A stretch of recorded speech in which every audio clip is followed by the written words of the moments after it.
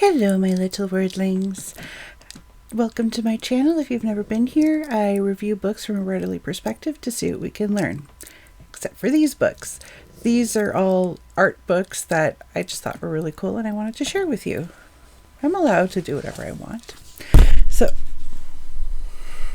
I'm going to have to come up with a new goddamn setup.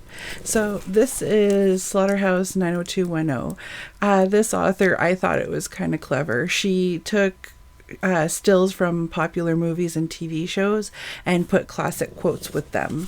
So this one, it often happens that things are other than what they seem, and you can get yourself into trouble by jumping to conclusions.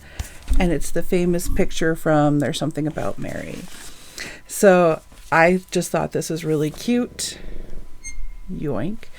And I highly recommend it. You know, there's some hits and misses, but the hits far outweigh the misses. And I'm just mad that I didn't do it first. This is one of those little gift books that people like to buy. I was happy. I like the Vargas Girls. I prefer some of Gil Glayton. Anyway, but the Vargas Girls are cool. And just a reminder, of course, that was the one I went to, where she's cut off in the middle and looks like it's an awful edition. But there's some cute ones in here. Yeah, maybe they shouldn't have printed across 2 pages, especially with this kind of spine. But otherwise, you know, if you like Vargas Girls, you have a cute little thing to look at. And there's a couple of quips about some of the history of it.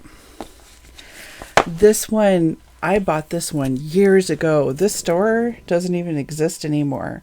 It says Goodwill, but I didn't buy it at Goodwill. It's called Heroines, and it was a photographer went out to the streets of Vancouver to photograph sex workers and get their stories. And I don't remember. I did remember reading some of the stories of the people he spoke to, but otherwise it's just photographs. And the photographs, I mean, you could write your own stories based on each one of these people. And it is, I don't remember if there's any other genders in here, but I'm pretty sure it's just cis women. But yes, he took, the stereotype is, the more pretentious you want to be, the more black and white your photographs have to be. But I think it was a good choice because it toned down the surrounding area to focus on the subject that he was trying to represent. And, you could argue that it's exploitative. I think there's a line, and I'm not smart enough to know where that line is, but there is a line between exploitative and just telling us the story so we're not all Pollyannas, which I describe myself as. So, yes, highly recommend. It's an older book from Anvil Press, which is a small Canadian publisher, and they usually have some pretty good titles. And then there's this one, Edgy Cute. And I bought this at a store that no longer exists in Calgary. It was called Dick and Jane's, and it was beside a store called Blame Betty. And it was my favorite place to hang out and just go see what they had. And I treated myself to Big Book.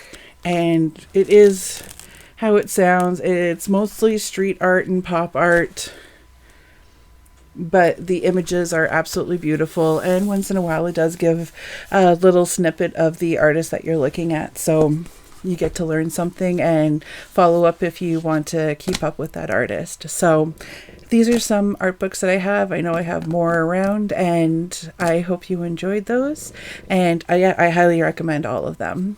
I hope you have a good brain day, and I will talk to you later. Bye-bye.